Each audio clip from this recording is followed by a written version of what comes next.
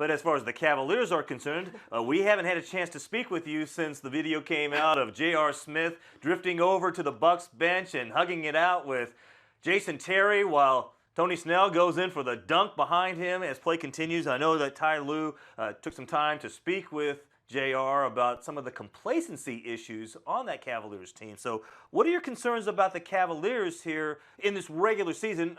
Not counting tonight's game, of course, and these kind of challenges are rare during the course of the regular season for the Cavaliers. Do you think this might be a concern for the rest of the regular season into the playoffs? I think a big challenge for Ty Lue when it comes to the Cavs in the regular season is a similar challenge that Steve Kerr faces with the Warriors. They're going to get bored a little bit, and keeping guys focused is going to be difficult at times.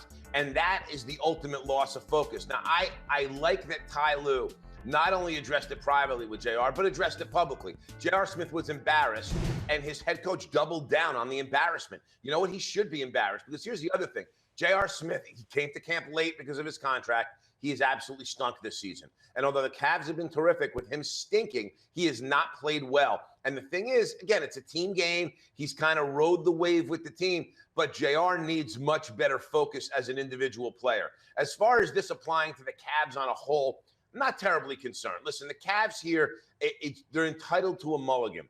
You know, they didn't play great on Sunday against the Sixers, but they still managed to win the game, which is fine. They had a mulligan here against Milwaukee, but tonight's important. Tonight's important. They come out with a lot of focus and a lot of effort. And I don't think Ty Lue's as concerned about his team on a whole. He has LeBron James leading the way there, and he knows James will have these guys focused in the way they need to be. And it's a wonderful asset, not only in terms of on the court, quite obviously, but from a leadership standpoint, to have James in your locker room. I think Ty Lue's much larger concern is getting J.R. Smith to fly right. It's not like J.R. Smith doesn't have a history of kind of floating off the rails at times and not being a focused basketball player and really being a guy that doesn't take the game as seriously as he should. So I think Lewis handled this 100% correct up and down the line, but I wouldn't be overly worried about the Cavaliers based upon this Smith incident. By the way, glad he kept his shirt on, by the way.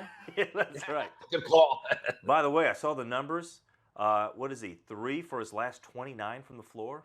J.R. Smith? Yeah, he is. Brutal. And he doesn't stop taking threes. He's got and his ring. What else does he need to do? That's the problem. I think that's the problem, right? This is what you're going to get. You had it in New York. I don't understand what everyone's so shocked. This is who he is.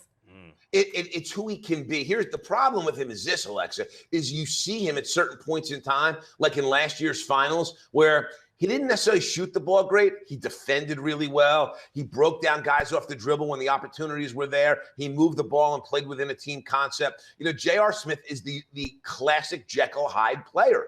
Okay, it's good J.R., it's bad J.R. For the Cavs, this is a little surprising right now for them because in a year and a half, they've never gotten bad J.R. They have bad JR right now, and they have to figure out a way to turn him around. The good news is the calendar. It's December 1st. JR can go on like this all year, and Cleveland's going to still be a 1 seed and be in perfect position when the playoffs start. They have to make sure they have him focused and, more importantly, in shape and condition. When JR goes on these types of shooting slumps, a lot of times it has to do with his conditioning, and I point to what I said earlier. A late entrance to training camp for JR, I think, is affected him conditioning-wise, which is hurting his play on the floor.